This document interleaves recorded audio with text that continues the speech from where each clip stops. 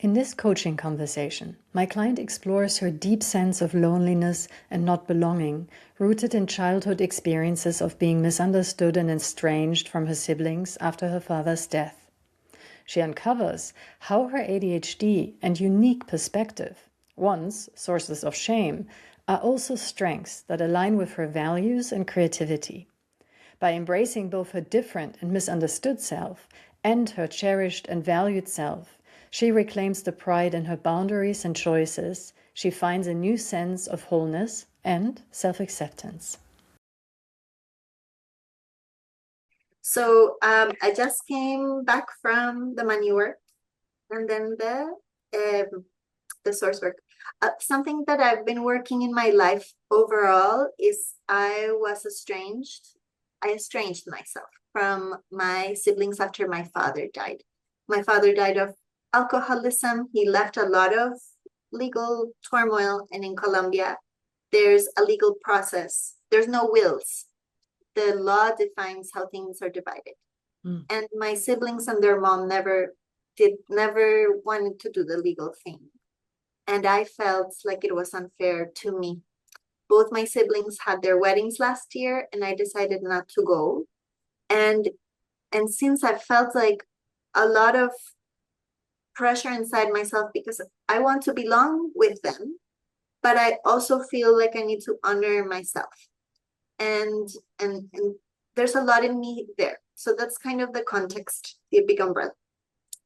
In the money work, what came up for me is how much my relationship with money reminds me of my relationship to my father.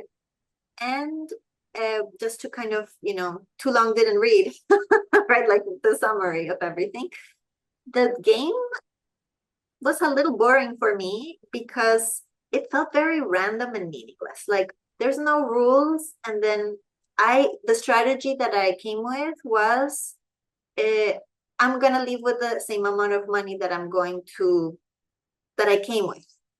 And that became quite boring to me until we did the negotiation, and some people were talking about their dreams and their hopes. And at that point, I was like, I'm gonna give away all my money because it wasn't a lot. Because it feels so much more meaningful to give them my money than to take it back and try to stay with these things. So at the end, I tried to give away all my money. And I was like, oh, interesting. That's the one thing I really loved about my father. I admired him, how generous he was. And I think there's something around, and also kind of like an attachment to if I'm not being generous, maybe it's boring. Or maybe if I'm not being special, maybe I'm meaningless. Something there. And something else happened in the work, in the trios yesterday, in our initiating of the source cohort, where somebody reflected back and they're like, oh, you're so excited, but it seems like you feel alone in this journey, or you have felt alone. And it's kind of similar. Like I feel bored sometimes because I don't have like somebody to play with intellectually. So this idea also of like boredom and stimulation, of boredom and being like stimulated through generosity, or boredom and feeling like loneliness. Not sure how everything connects, but yeah. Mm-hmm. Thank you for sharing that. And yeah, it's an intense experience playing the money game, right? Okay, so given all of that, what could we explore today to support you being in flow with yourself? I think part of the reason why I was estranged with my siblings is because I felt I was being generous. But even though the legal things were not being done, I did a lot of things to help them out. And at some point I was like, this is enough. Like I've really kept to my edge. So and also the need to belong and loneliness. So I wonder if maybe reclaiming how I'm not generous Mm-hmm. and reclaiming that it's okay to be lonely can help me maybe begin to move the puzzle a little bit. Okay, beautiful. Then let's let's begin with the one that feels more pregnant to you right now. What has the highest activation in your system? Maybe the loneliness. Okay.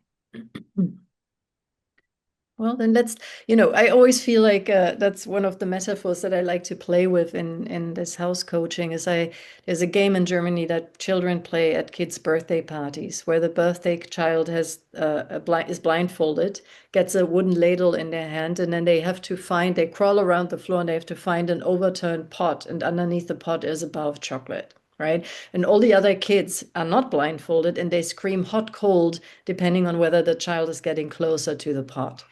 So in a way, for me, reclamation work is playing this game, and you are all the children that scream hot or cold, right? But we'll start with what you've given me, and then see if there is anything more relevant that even lurks underneath the surface. But let's start with I'm lonely.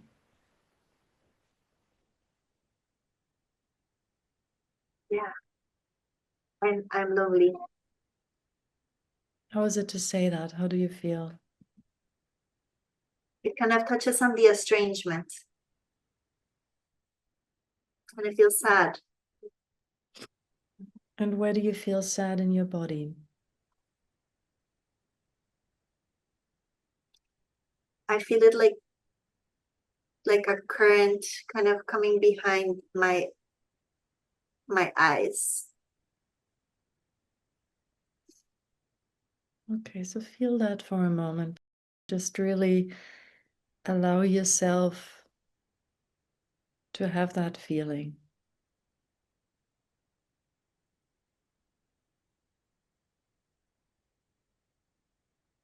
And continue to breathe.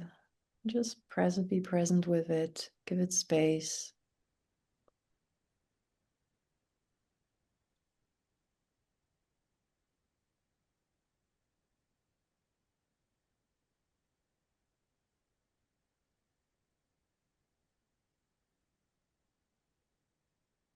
And like it finally kind of blossomed into tears, and I feel a little better. Okay. So notice how your body found a way already to be with that feeling in an appropriate way.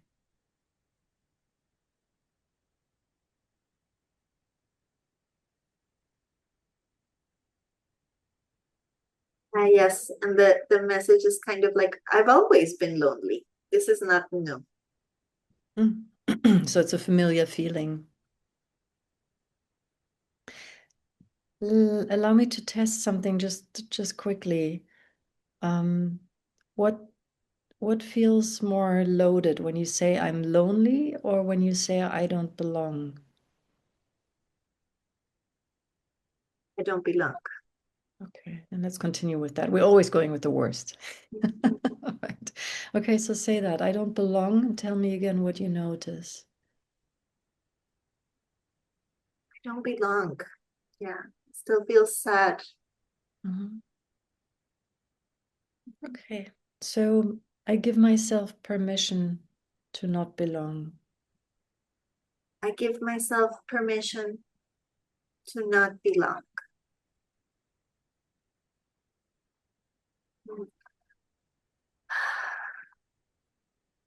It's a little bit of relief, but some resistance. How do you feel the resistance? How do you notice that? Like when somebody says something that you want to defend, and then you take a breath to Mhm. wait. That's kind of how it feels. Okay, so just notice that with loving, easy attention, right? And then soften into the statement again and try to do it now with your eyes open, Pa. Yeah, so I don't belong and I give myself permission to not belong. I don't belong, and I give myself permission to not belong.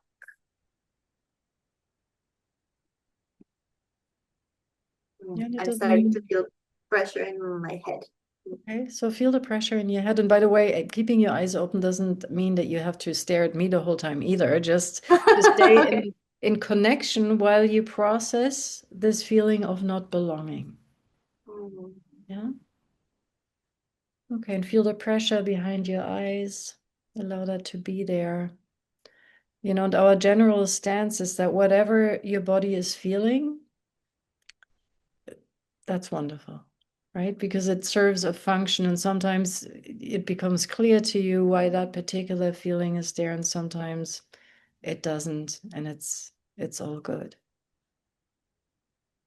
Yeah, I'm almost having the sense that of I'm misunderstood here, and maybe I misunderstand myself. Okay. So how does it feel to say I'm misunderstood? I'm misunderstood, and I don't understand. Okay. So say that I'm misunderstood and I don't understand. I'm misunderstood, and I don't understand. I feel warmth. Okay. And does it feel more positive or more negative to say that?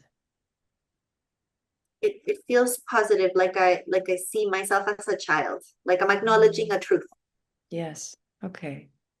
So I'm misunderstood and I don't understand, and feel that in your body. I'm misunderstood and I don't understand. Yeah. And then just acknowledge yourself as a little girl. Yeah. There's tenderness. Yeah. Beautiful. That's what I meant with beating the pot, right? So we start somewhere and then suddenly a more relevant pot starts coming up, and you're like, oh, actually, that's the one, right? So we're always following that trail, and your body knows the way.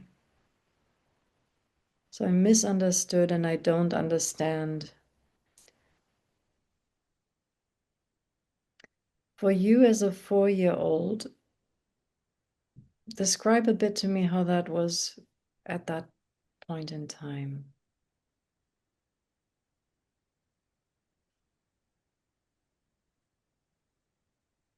Visiting my father's house with my stepmother, and mm, not understanding the rules of their house, maybe being called dumb a lot by my stepmom. Mhm. So let me ask you a slightly strange question. Mm. If you look at this now, was it more a moment of shame to be misunderstood and not understand, or a moment of pride? Shame. Shame. Okay. Well, then let's make a bit more space for it. So how does it feel to say, I give myself full permission to be misunderstood and to not understand? I give myself full permission to misunderstood, to be misunderstood and not understand. More space, Mm-hmm. more tenderness, more compassion. Right. Okay. And let's make the door open a bit more even. I'm misunderstood and I don't understand, and it's good. I'm misunderstood and I don't understand, and it's good.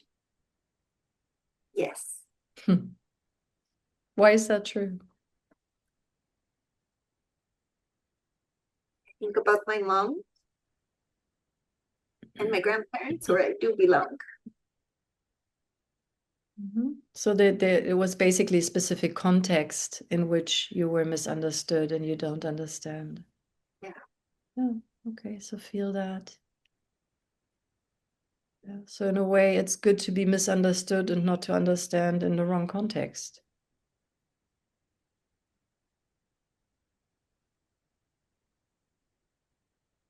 It's good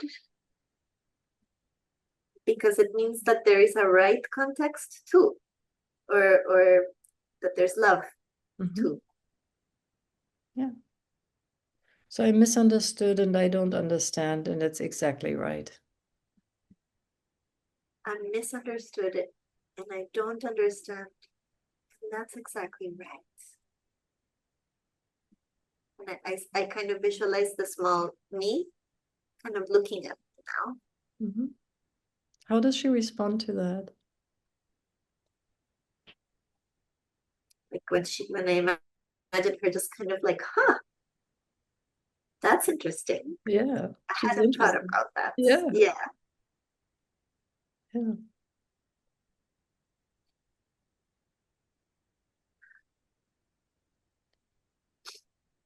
There is something here that continues to be a bit of a trail I want to follow. Yeah. Where have you made that, turned that into, how should I put this? Into a strength or a calling card to be misunderstood and to not understand.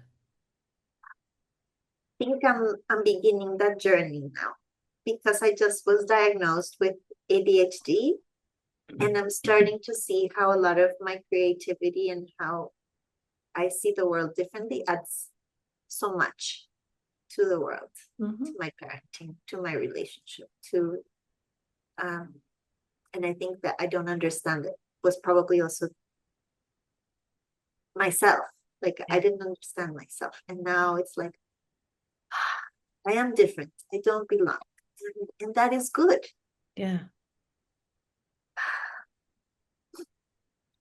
Okay, so I misunderstood. I don't understand. I'm different and I don't belong, and it's good.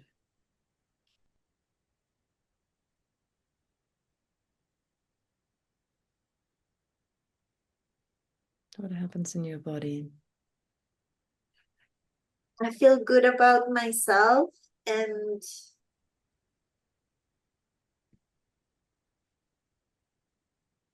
and I think there's more work to be done. I know that. I'm really glad to be here and part of this community to continue working on this because it's so deep.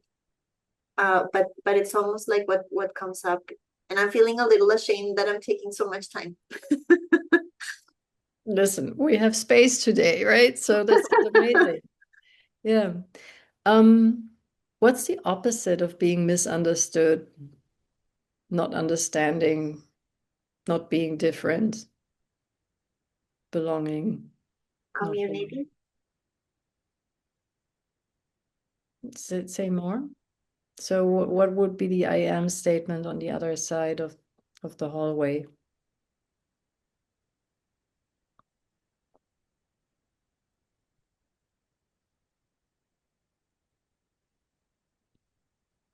I am cherished, maybe something like that.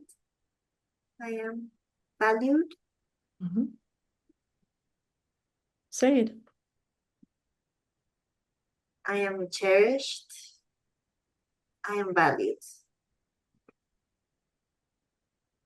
How does it feel?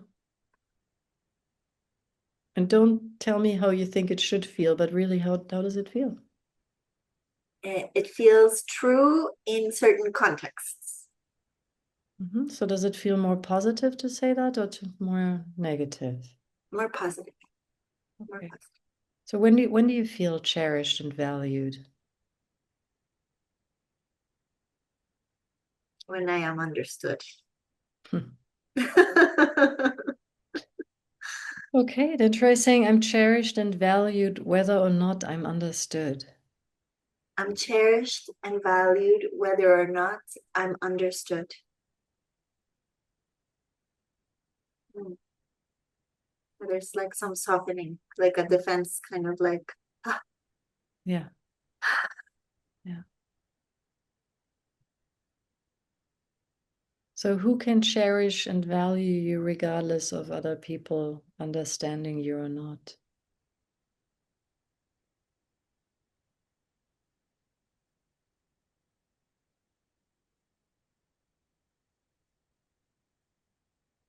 ooh, Like who specifically in my life or what type of person? Like a general category or a specific person? No, specific person, like who can cherish and value you even Mhm. when others don't understand you? I think my husband and my daughter. Mhm. And how about yourself?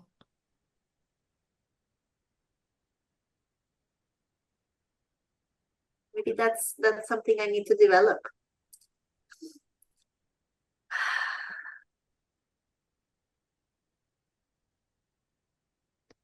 So I'm cherished and valued whether or not I understand myself. Thought about my grandfather, who's like my favorite person, and I felt like that. I didn't have to be anything or do anything or just to be loved. Yeah, And maybe I see the small child that way. yeah, yeah. Okay, so how does it feel now to like literally imagine that you're in this hallway, the room to the one side of you is I'm misunderstood and I don't understand. I'm different. I don't belong. That's good. Okay, and Yeah. I'm still enough. Yeah.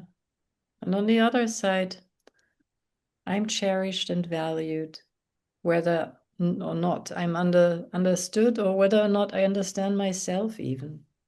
Mm, there's space. There's some expansion. Okay, notice again where the expansion is in your body. Feel energy to smile, like smiling, and my chest and my heart feel more air, more capacity for air, and yeah, my heart. Mhm. And one little challenge I want to give you is also to think a bit about the part of you, because for some reason it doesn't let go of me. So I follow my gut instinct there, that there's a part of you that actually did take pride in not being like everybody else, in not being understood, in not belonging. Does that ring any true bell or not? I'm more aware of it now. And I think a part of it is I don't understand what you're doing because I don't like it. Mm-hmm. Exactly. I don't So, like it. so notice that feeling, how not understanding, being misunderstood from that stance is actually quite the power move. There's clarity and there's pride, And and there's also sadness because there are some bad things. say a bit more about that. Like maybe the way that I was treated by them or or how I saw my siblings being treated. I didn't like. So are your siblings being treated by whom? My dad and my stepmom, for instance, that I didn't like the way they were disciplined or the way that I was disciplined or the relationship to money, that there was a lot of lies in how they lived. And Mm-hmm. I did not like it. Yeah. So I'm misunderstood and I don't understand and I'm different and don't belong. And it's amazing. And it's amazing. It's it's amazing. It's aligned with my values. Mhm. There's a part of me that's very clear on what Yeah. my values Yeah. Yeah. So because I think there's something empowering around that you've actually always had access to. Yeah, because even at a young age, you looked at that and something about that felt fishy. It wasn't right. And that part made the choice. I don't want to belong to that. are. I don't want to belong to that. Yeah, I don't want to be understood by them.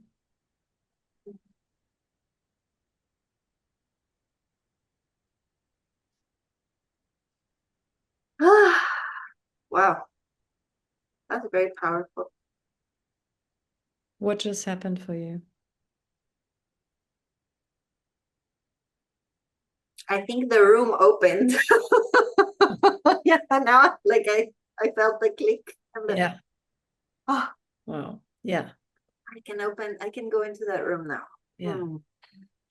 Because, you know, on the meta level, let me try to describe what I was sensing or looking for, right? So what you had offered up was something that was connected to shame and a bad feeling. And it, you know, on face value, it makes sense, right? Because, you know, of course, that feels horrible to be misunderstood and to not understand and understand and be different and, you know, to not belong. But the inkling that I had was actually that quite at an early age, you had turned that into um, a bit into a raison with pride somehow. The polarity already, like the shame never is alone, is kind of what I'm understanding. Like the shame Yeah. also goes together with pride. So what happened to that part?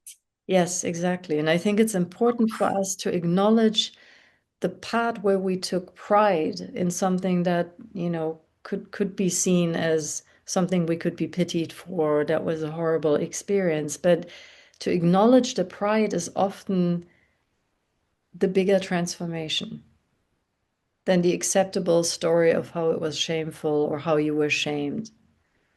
Does that make sense when I say it like that? Makes a lot of sense. And I think it's starting to, things start to make sense, like why I estranged myself at the end. I don't think I fully understood why, and I've been battling with that. And now it's like, no, these are decisions that are not, they're not aligned with my values. Mm-hmm. If I was the stepmother, I would have taken the legal steps to make sure everybody's included. Uh, but the way she's doing it is like a strong no. And even the last conversation I had with my brother, he's like, I don't even recognize who you are. And I said, everything that you have done is wrong. I even said that is wrong, like morally wrong, legally wrong. I don't know how else to say this. I Mm-hmm. cannot shout into the void. Mm-hmm. And I think now, as I repeat it, before I would be sad and have a lot of emotions, and now I say it with pride. Mm-hmm. This is what I told my brother, and I feel so proud of myself. And Yeah. as I say it, I think like parts of my body were asleep, and now I feel like when the body is asleep and you wake up, it kind of feels like energy Yeah. bubbles. I start to feel parts of me that are regaining sensation. Yes. Amazing. Amazing. Incredible. Yeah, it is wonderful. It's amazing. Great. So I feel okay, now I can feel you, right? There was a bit of a mask still on that room somehow, and suddenly it actually feels open because you can see how you have used that room, you know, sort of semi-consciously, I would say, in the past. And now you can step into it fully consciously and you can say, I misunderstand, you know, I don't understand this and I misunderstood here. And it's amazing because I don't want this. And I think what opening the doors allowing me to do is before I didn't own that part of myself that says no. I was ashamed of it. Yeah. And now I'm curious to see if now I'll use my voice in a different way. Yeah. Beautiful. Thank you. So, how does it feel now as the whole package? Oh, I just I feel great. I feel like a new me, a little bit like more me. And honestly, I feel like this is the joining this group is the best thing that has ever happened to me. Thank you so much. I feel so lucky. I feel like Oh, thank you for showing up and being here. Thank you.